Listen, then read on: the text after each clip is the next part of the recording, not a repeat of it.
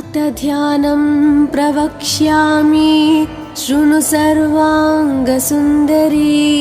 यत्कृतं देवदेवेन ध्यानं हनुमतः प्रियम्। पञ्चवक्त्रं महाभीमं त्रिपञ्चनयनैर्युतं बाहुभिर्दशभिर्युक्तं सर्वकामार्थसिद्धिदम्। पूर्वं तु वानरं वक्त्रं कोटिसूर्यसमप्रभं दंष्ट्राकरालवदनं भ्रुकुटीकुटिलेक्षणम्। अस्यैव दक्षिणं वक्त्रं नारसिंहं महाद्भुतम् अत्युग्रतेजवपुषं भीषणं भयनाशनम्। पश्चिमं गारुडं वक्त्रं वक्रतुण्डं महाबलं सर्वनागाप्रशमनं विषभूतादिकृन्तनम्। उत्तरं सौकरं वक्त्रं कृष्णं दीप्तं नभोपमं पातालसिंहवेताल ज्वररोगादिकृन्तनम्। ऊर्ध्वं हयाननं घोरं दानवान्तकरं परम् येन वक्त्रेण विप्रेन्द्र तारकख्यं महासुरम्। जगानसरसं तत्स्यात् सर्वशास्त्रहरं परं ध्यात्वा पञ्चमुखं रुद्रं हनुमन्तं दयानिधिम्। खड्गं त्रिशूलं खट्वाङ्गं पाशाङ्कुशपर्वतं मुष्टिं कौमदकीं वृक्षं धारयन्तं कमण्डलम्। बिन्दिपालं ज्ञानमुद्रां दशाभिमुनिपुङ्गवम् एतानि युधजालानि धारयन्तं भजाम्यहम्। प्रीतासनोपविष्टं तं सर्वाभरणभूषितं दिव्यमाल्याम्बरधरं दिव्यगन्धानुलेपनम्। सर्वाश्चर्यमयं देवं हनुमद्विश्वतोमुखं पञ्चास्यम् अच्युतम् अनेक विचित्रवर्णावक्त्रं शशाङ्कशिखरं कपिराजवर्यं पीताम्बरादिमुकुटैरूपशोभिताङ्गम्।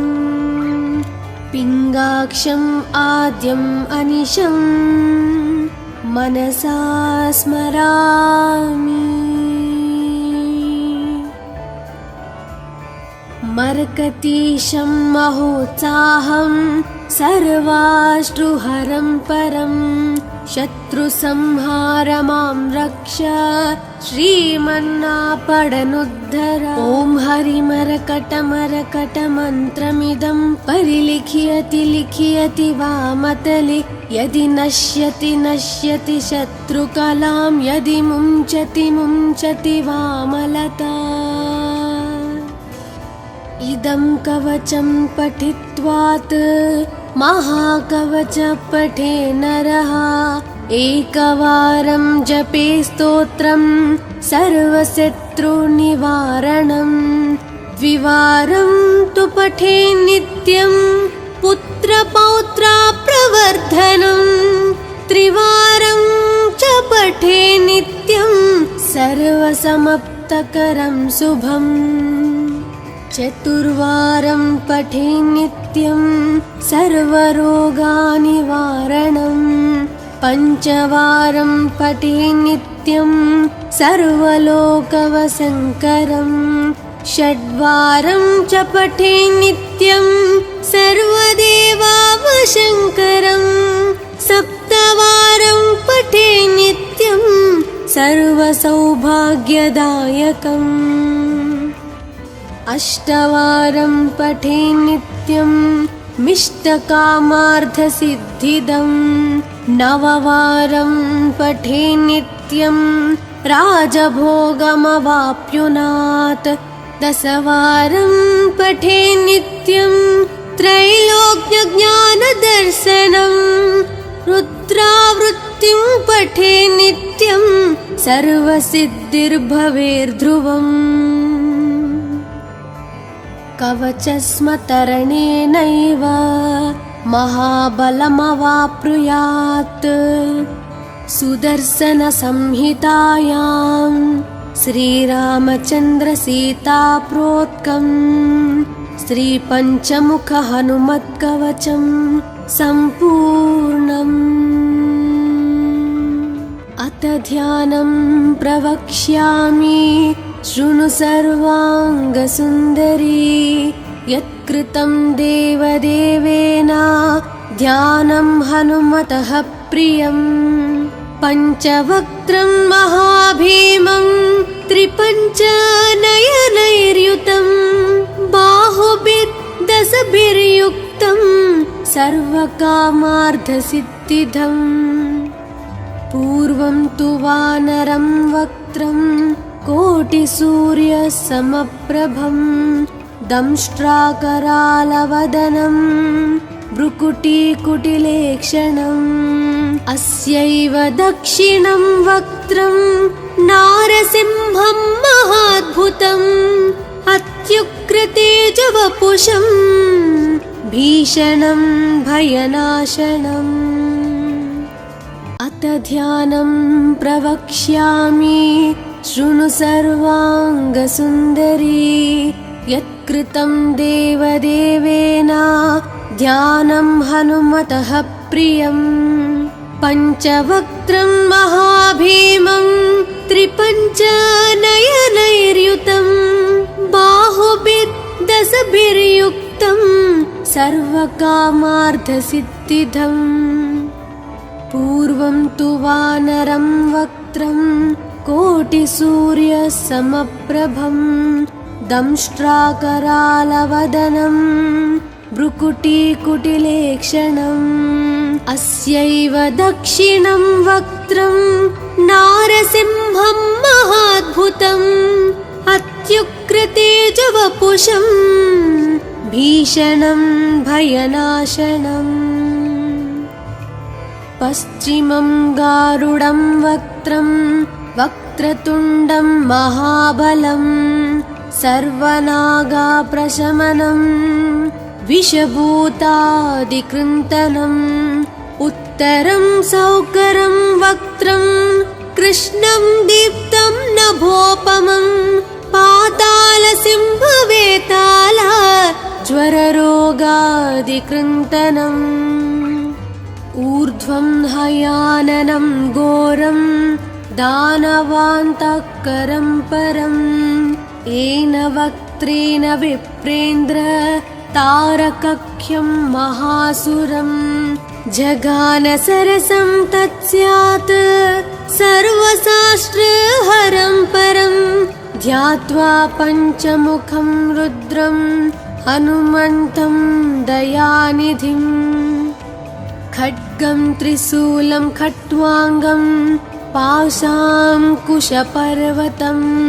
मुष्टिं कौमदकीं वृक्षं धारयन्तं कमण्डलं बिन्दिपालं ज्ञानमुद्रां दशाभिमुनिपुङ्गवम् एतानि युधजालानि धारयन्तं भजाम्यहम् प्रीतासनोपविष्टं तं सर्वाभरणभूषितं दिव्यमाल्याम्बरधरं दिव्यगन्धानुलेपनम् सर्वाश्चर्यमयं देवं हनुमद्विश्वतोमुखं पञ्चास्यम् अच्युतम् अनेक विचित्रवर्णावक्त्रं शशाङ्कशिखरं कपिराजवर्यं पीताम्बरादिमुखतैरूपशोभिताङ्गम् पिङ्गाक्षम् आद्यम् अनिशम् मनसा स्मरामि।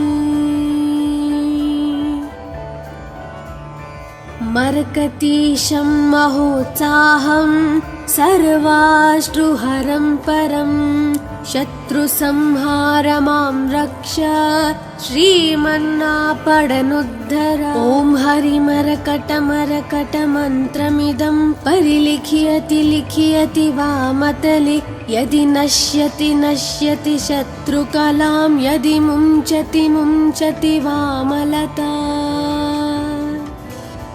इदं कवचं पठित्वात् महाकवच पठे नरः एकवारं जपे स्तोत्रं सर्वशत्रुनिवारणं। द्विवारं तु पठे नित्यं पुत्रपौत्राप्रवर्धनं। त्रिवारं च पठे नित्यं सर्वसमाप्तकरं शुभम्। चतुर्वारं पठे नित्यं सर्वरोगनिवारणं। पञ्चवारं पठे नित्यं सर्वलोकवशङ्करं।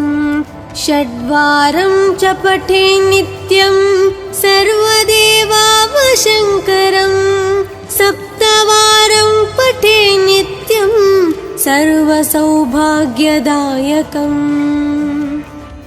अष्टवारं पठे नित्यं मिष्टकामार्थसिद्धिदं। नववारं पठे नित्यं राजभोगमवाप्नुयात्। दशवारं पठे नित्यं त्रैलोक्यज्ञानदर्शनं। रुद्रावृत्तिं पठे नित्यं सर्वसिद्धिर्भवेर्ध्रुवम्। कवचस्मतरणेनैव महाबलमवाप्नुयात्। सुदर्शनसंहितायां श्रीरामचन्द्रसीताप्रोक्तं श्रीपञ्चमुखहनुमत्कवचं सम्पूर्णम्। अथ ध्यानं प्रवक्ष्यामि शृणु सर्वाङ्गसुन्दरी। यत्कृतं देवदेवेन ध्यानं हनुमतः प्रियं। पञ्चवक्त्रं महाभीमं त्रिपञ्चनयनैर्युतं।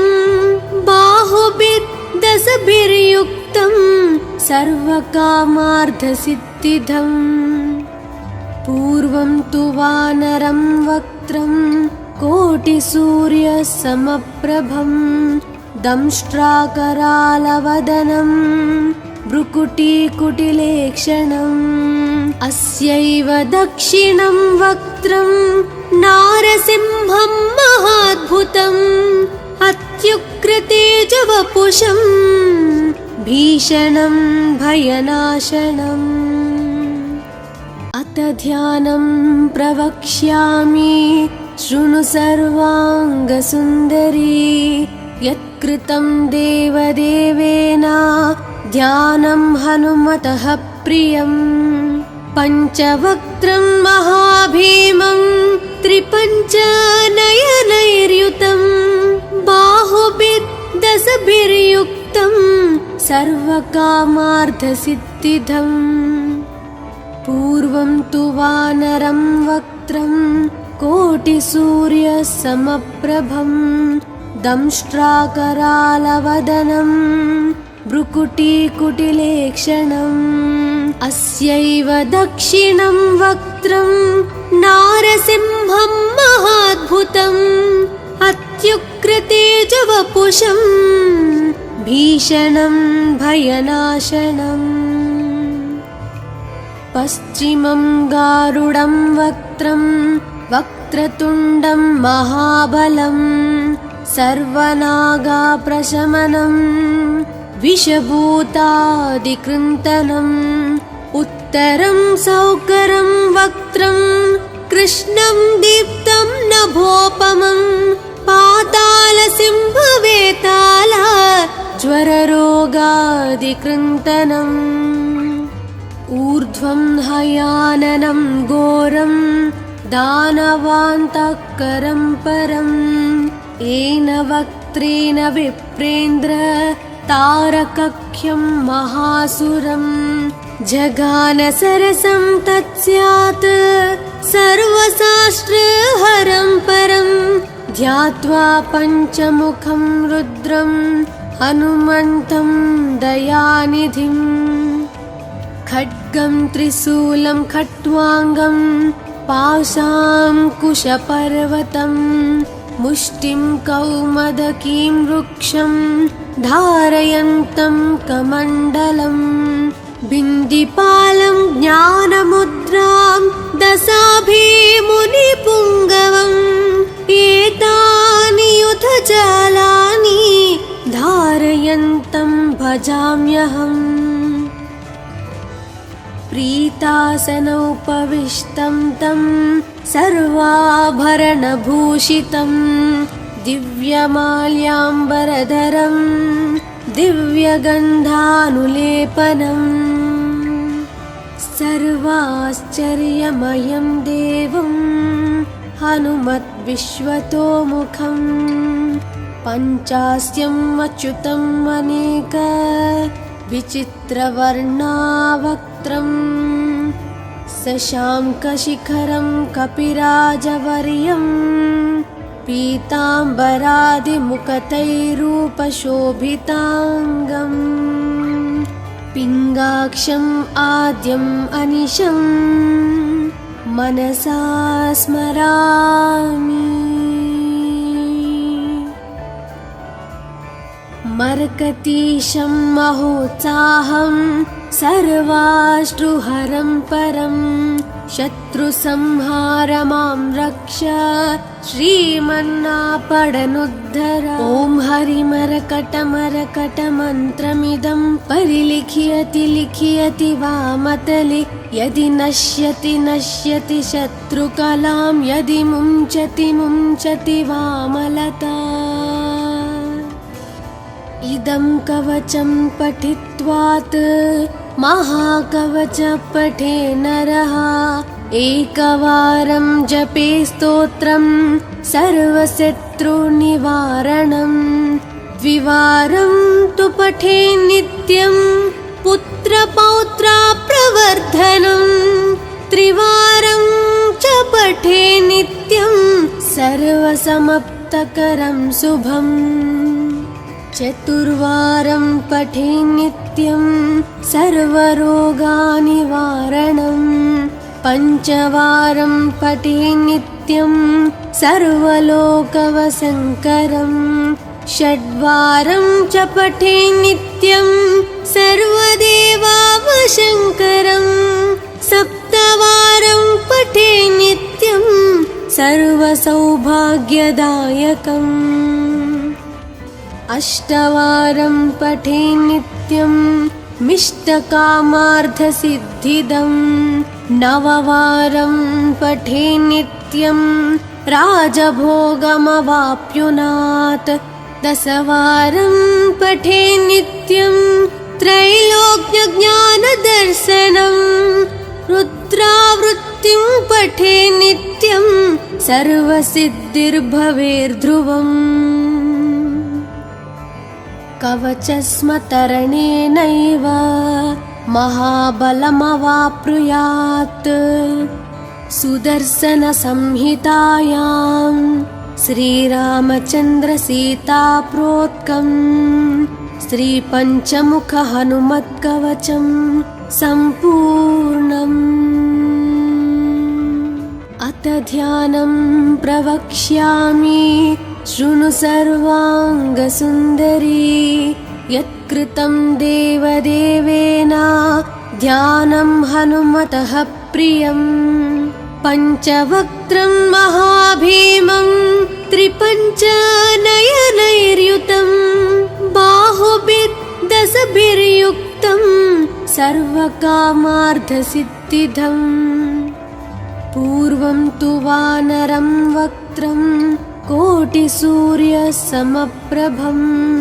दंष्ट्राकरालवदनं भ्रुकुटीकुटिलेक्षणम् अस्यैव दक्षिणं वक्त्रं नारसिंहं महाद्भुतम् अत्युग्रतेजवपुषं भीषणं भयनाशनम् अत ध्यानं प्रवक्ष्यामि शृणु सर्वाङ्गसुन्दरी यत्कृतं देवदेवेन ध्यानं हनुमतः प्रियं पञ्चवक्त्रं महाभीमं त्रिपञ्चनयनैर्युतं बाहुभिर्दशभिर्युक्तं सर्वकामार्थसिद्धिदम् पूर्वं तु वानरं वक्त्रं कोटिसूर्यसमप्रभं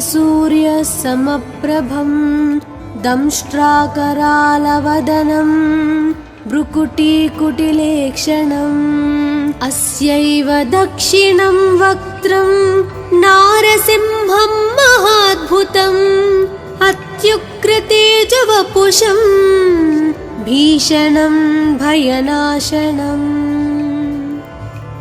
पश्चिमं गारुडं वक्त्रं वक्रतुण्डं महाबलं सर्वनागाप्रशमनं विषभूतादिकृन्तनम् उत्तरं सौकरं वक्त्रं कृष्णं दीप्तं नभोपमं पातालसिंहवेताल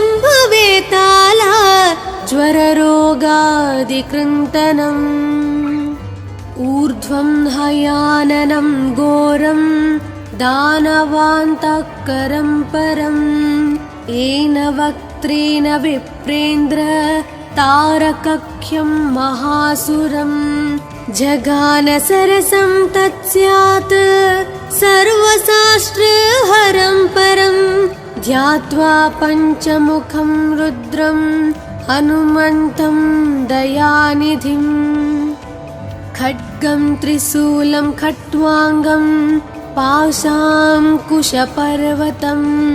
मुष्टिं कौमदकीं वृक्षं धारयन्तं कमण्डलं बिन्दिपालं ज्ञानमुद्रां दशाभिमुनिपुङ्गवम् एतानि युधजालानि धारयन्तं भजाम्यहम् प्रीतासनोपविष्टं तं सर्वाभरणभूषितं दिव्यमाल्याम्बरधरं दिव्यगन्धानुलेपनं सर्वाश्चर्यमयं देवं हनुमद्विश्वतोमुखं पञ्चास्यम् अच्युतम् अनेक विचित्रवर्णावक्त्रं शशाङ्कशिखरं कपिराजवर्यं पीताम्बरादिमुखतैरूपशोभिताङ्गम् पिङ्गाक्षम् आद्यम् अनिशं मनसा स्मरामि मर्कतीशं महोत्साहं सर्वाश्रुहरं परं शत्रुसंहार मां रक्ष श्रीमन्नापडनुद्धर ॐ हरिमरकटमरकटमन्त्रमिदं परिलिख्यति लिख्यति वामतले यदि नश्यति नश्यति शत्रुकलां यदि मुञ्चति मुञ्चति वामलता इदं कवचं पठित्वात् महाकवच पठे नरः एकवारं जपे स्तोत्रं सर्वशत्रुनिवारणं द्विवारं तु पठे नित्यं पुत्रपौत्राप्रवर्धनं त्रिवारं च पठे नित्यं सर्वसमाप्तकरं शुभम् चतुर्वारं पठे नित्यं सर्वरोगनिवारणं पञ्चवारं पठे नित्यं सर्वलोकवशङ्करं षड्वारं च पठे नित्यं सर्वदेवावशङ्करं सप्तवारं पठे नित्यं सर्वसौभाग्यदायकम् अष्टवारं पठे नित्यं मिष्टकामार्थसिद्धिदं नववारं पठे नित्यं राजभोगमवाप्नुयात् दशवारं पठे नित्यं त्रैलोक्यज्ञानदर्शनं रुद्रावृत्तिं पठे नित्यं सर्वसिद्धिर्भवेर्ध्रुवम् कवचस्मतरणेनैव महाबलमवाप्नुयात् सुदर्शनसंहितायां श्रीरामचन्द्रसीताप्रोक्तं श्रीपञ्चमुखहनुमत्कवचं सम्पूर्णम् अथ ध्यानं प्रवक्ष्यामि शृणु सर्वाङ्गसुन्दरी यत्कृतं देवदेवेन ध्यानं हनुमतः प्रियम् पञ्चवक्त्रं महाभीमं त्रिपञ्चनयनैर्युतं बाहुभिर्दशभिर्युक्तं सर्वकामार्थसिद्धिदम् पूर्वं तु वानरं वक्त्रं कोटिसूर्यसमप्रभं दंष्ट्राकरालवदनं भ्रुकुटीकुटिलेक्षणम् अस्यैव दक्षिणं वक्त्रं नारसिंहं महाद्भुतम् अत्युग्रतेजवपुषं भीषणं भयनाशनम् अथ ध्यानं प्रवक्ष्यामि शृणु सर्वाङ्गसुन्दरी यत्कृतं देवदेवेन ध्यानं हनुमतः प्रियम् पञ्चवक्त्रं महाभीमं त्रिपञ्चनयनैर्युतं बाहुभिर्दशभिर्युक्तं सर्वकामार्थसिद्धिदम् पूर्वं तु वानरं वक्त्रं कोटिसूर्यसमप्रभं दंष्ट्राकरालवदनं भ्रुकुटीकुटिलेक्षणम् अस्यैव दक्षिणं वक्त्रं नारसिंहं महाद्भुतम् अत्युग्रतेजवपुषं भीषणं भयनाशनम् पश्चिमं गारुडं वक्त्रं वक्रतुण्डं महाबलं सर्वनागाप्रशमनं विषभूतादिकृन्तनम् उत्तरं सौकरं वक्त्रं कृष्णं दीप्तं नभोपमं पातालसिंहवेताल ज्वररोगादिकृन्तनम् ऊर्ध्वं हयाननं घोरं दानवान्तकरं परं येन वक्त्रेण विप्रेन्द्र तारकख्यं महासुरं जगानसरसं तत्स्यात् सर्वशास्त्रहरं परं ध्यात्वा पञ्चमुखं रुद्रं हनुमन्तं दयानिधिम् खड्गं त्रिशूलं खट्वाङ्गं पाशाङ्कुशपर्वतं मुष्टिं कौमदकीं वृक्षं धारयन्तं कमण्डलम् बिन्दिपालं ज्ञानमुद्रां दशाभिमुनिपुङ्गवम् एतानि युधजालानि धारयन्तं भजाम्यहम् प्रीतासनोपविष्टं तं सर्वाभरणभूषितं दिव्यमाल्याम्बरधरं दिव्यगन्धानुलेपनम्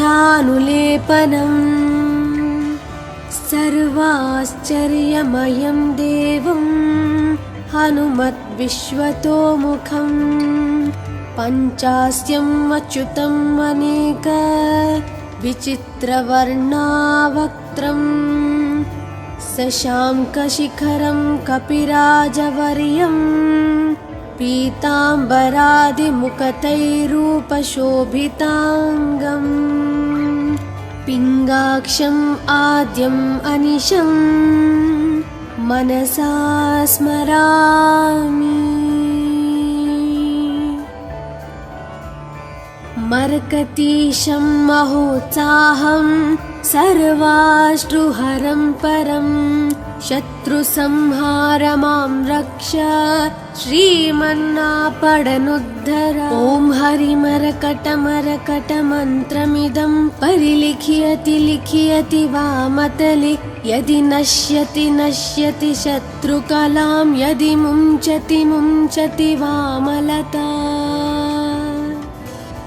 इदं कवचं पठित्वात् महाकवच पठे नरः एकवारं जपे स्तोत्रं सर्वशत्रुनिवारणं द्विवारं तु पठे नित्यं पुत्रपौत्राप्रवर्धनं त्रिवारं च पठे नित्यं सर्वसमाप्तकरं शुभम् चतुर्वारं पठे नित्यं सर्वरोगनिवारणं पञ्चवारं पठे नित्यं सर्वलोकवशङ्करं षड्वारं च पठे नित्यं सर्वदेवावशङ्करं सप्तवारं पठे नित्यं सर्वसौभाग्यदायकम् अष्टवारं पठे नित्यं मिष्टकामार्थसिद्धिदं नववारं पठे नित्यं राजभोगमवाप्नुयात् दशवारं पठे नित्यं त्रैलोक्यज्ञानदर्शनं रुद्रावृत्तिं पठे नित्यं सर्वसिद्धिर्भवेर्ध्रुवम् कवचस्मतरणेनैव महाबलमवाप्नुयात् सुदर्शनसंहितायां श्रीरामचन्द्रसीताप्रोक्तं श्रीपञ्चमुखहनुमत्कवचं सम्पूर्णम्। अथ ध्यानं प्रवक्ष्यामि शृणु सर्वाङ्गसुन्दरी यत्कृतं देवदेवेन ध्यानं हनुमतः प्रियं पञ्चवक्त्रं महाभीमं त्रिपञ्चनयनैर्युतं बाहुभिर्दशभिर्युक्तं सर्वकामार्थसिद्धिदम् पूर्वं तु वानरं वक्त्रं कोटिसूर्यसमप्रभं दंष्ट्राकरालवदनं भ्रुकुटीकुटिलेक्षणम् अस्यैव दक्षिणं वक्त्रं नारसिंहं महाद्भुतम् अत्युग्रतेजवपुषं भीषणं भयनाशनम्। अथ ध्यानं प्रवक्ष्यामि शृणु सर्वाङ्गसुन्दरी यत्कृतं देवदेवेन ध्यानं हनुमतः प्रियं पञ्चवक्त्रं महाभीमं त्रिपञ्चनयनैर्युतं बाहुभिर्दशभिर्युक्तं सर्वकामार्थसिद्धिदम् पूर्वं तु वानरं वक्त्रं कोटिसूर्यसमप्रभं दंष्ट्राकरालवदनं भ्रुकुटीकुटिलेक्षणम् अस्यैव दक्षिणं वक्त्रं नारसिंहं महाद्भुतम् अत्युग्रतेजवपुषं भीषणं भयनाशनम्। पश्चिमं गारुडं वक्त्रं वक्रतुण्डं महाबलं सर्वनागाप्रशमनम् विषभूतादिकृन्तनम् उत्तरं सौकरं वक्त्रं कृष्णं दीप्तं नभोपमं पातालसिंहवेताल ज्वररोगादिकृन्तनम् ऊर्ध्वं हयाननं घोरं दानवान्तःकरं परम् येन वक्त्रेण विप्रेन्द्र तारकख्यं महासुरम् जगानसरसं तत्स्यात् सर्वशास्त्रहरं परं ध्यात्वा पञ्चमुखं रुद्रं हनुमन्तं दयानिधिम् खड्गं त्रिशूलं खट्वाङ्गं पाशाङ्कुशपर्वतं मुष्टिं कौमदकीं वृक्षं धारयन्तं कमण्डलम् बिन्दिपालं ज्ञानमुद्रां दशाभिमुनिपुङ्गवम् एतानि युधजालानि धारयन्तं भजाम्यहम् प्रीतासनोपविष्टं तं सर्वाभरणभूषितं दिव्यमाल्याम्बरधरं दिव्यगन्धानुलेपनम् सर्वाश्चर्यमयं देवं हनुमद्विश्वतोमुखम् पञ्चास्यम् अच्युतम् अनेक विचित्रवर्णावक्त्रम् शशाङ्कशिखरं कपिराजवर्यं पीताम्बरादिमुखतैरूपशोभिताङ्गम् पिङ्गाक्षम् आद्यम् अनिशं मनसा स्मरामि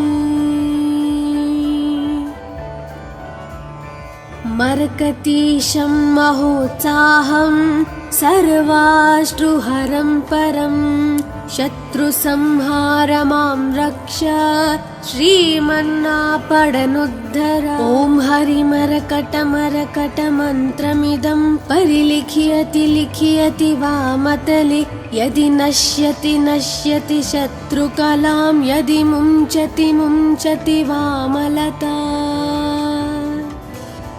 इदं कवचं पठित्वात् महाकवच पठे नरः एकवारं जपे स्तोत्रं सर्वशत्रुनिवारणं द्विवारं तु पठे नित्यं पुत्रपौत्राप्रवर्धनं त्रिवारं च पठे नित्यं सर्वसमाप्तकरं शुभम् चतुर्वारं पठे नित्यं सर्वरोगनिवारणं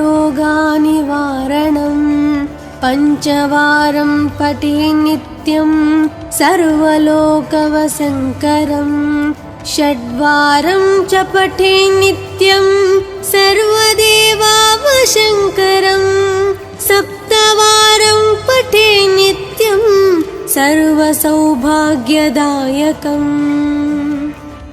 अष्टवारं पठे नित्यं मिष्टकामार्थसिद्धिदं नववारं पठे नित्यं राजभोगमवाप्नुयात् दशवारं पठे नित्यं त्रैलोक्यज्ञानदर्शनं रुद्रावृत्तिं पठे नित्यं सर्वसिद्धिर्भवेर्ध्रुवम् कवचस्मतरणेनैव महाबलमवाप्नुयात् सुदर्शनसंहितायां श्रीरामचन्द्रसीताप्रोक्तं श्रीपञ्चमुखहनुमत्कवचं सम्पूर्णम् अथ ध्यानं प्रवक्ष्यामि शृणु सर्वाङ्गसुन्दरी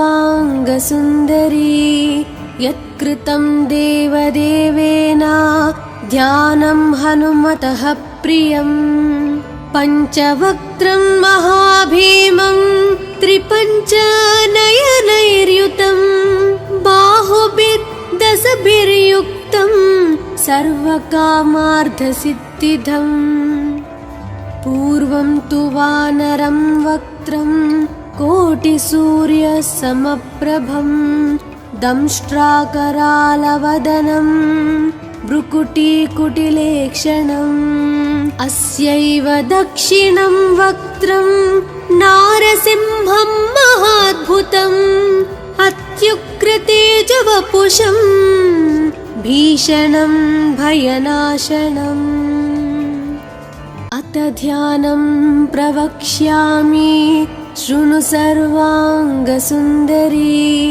यत्कृतं देवदेवेन ध्यानं हनुमतः प्रियम् पञ्चवक्त्रं महाभीमं त्रिपञ्चनयनैर्युतं बाहुभिर्दशभिर्युक्तं सर्वकामार्थसिद्धिदम् पूर्वं तु वानरं वक्त्रं कोटिसूर्यसमप्रभं दंष्ट्राकरालवदनं भ्रुकुटीकुटिलेक्षणम् अस्यैव दक्षिणं वक्त्रं नारसिंहं महाद्भुतम् अत्युग्रतेजवपुषं भीषणं भयनाशनम्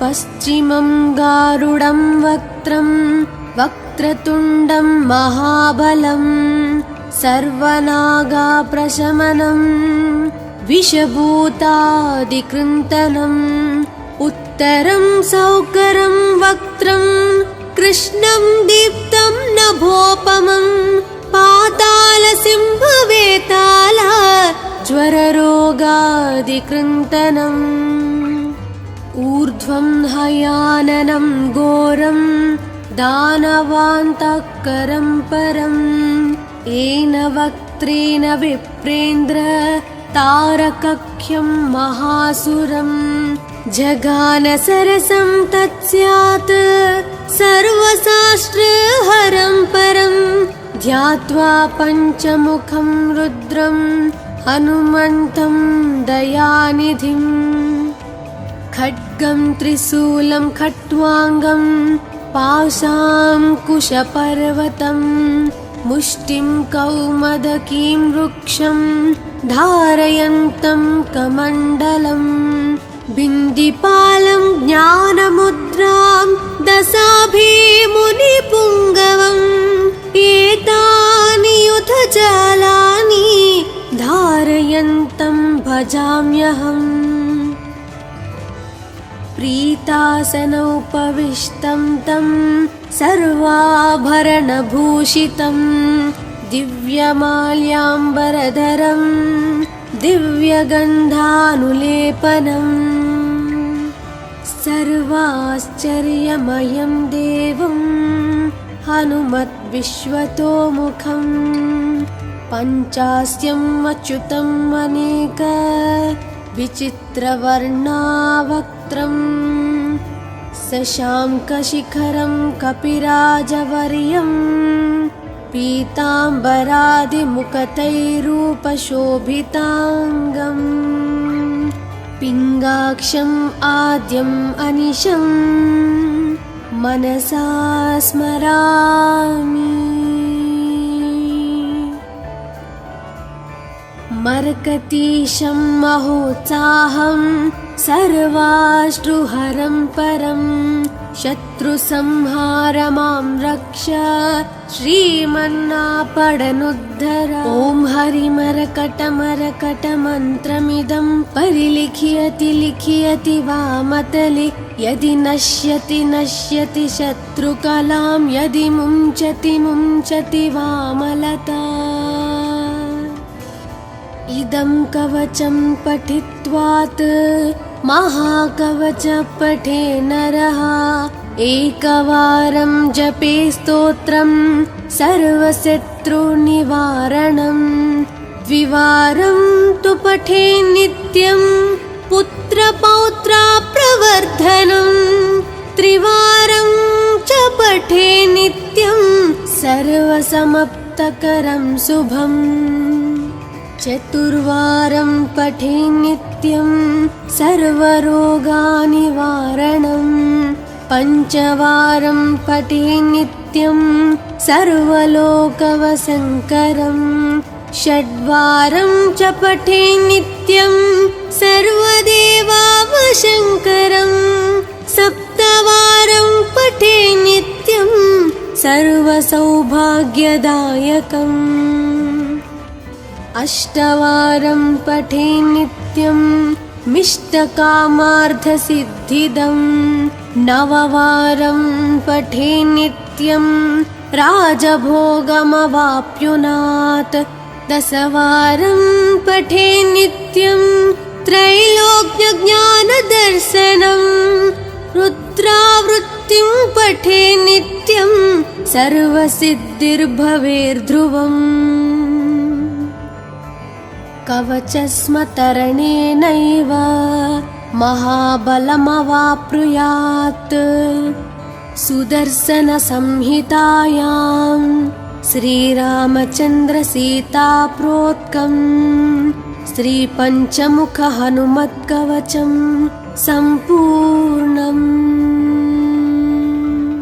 अथ ध्यानं प्रवक्ष्यामि शृणु सर्वाङ्गसुन्दरी यत्कृतं देवदेवेन ध्यानं हनुमतः प्रियम् पञ्चवक्त्रं महाभीमं त्रिपञ्चनयनैर्युतं बाहुभिर्दशभिर्युक्तं सर्वकामार्थसिद्धिदम् पूर्वं तु वानरं वक्त्रं कोटिसूर्यसमप्रभं दंष्ट्राकरालवदनं भ्रुकुटीकुटिलेक्षणम् अस्यैव दक्षिणं वक्त्रं नारसिंहं महाद्भुतम् अत्युग्रतेजवपुषं भीषणं भयनाशनम्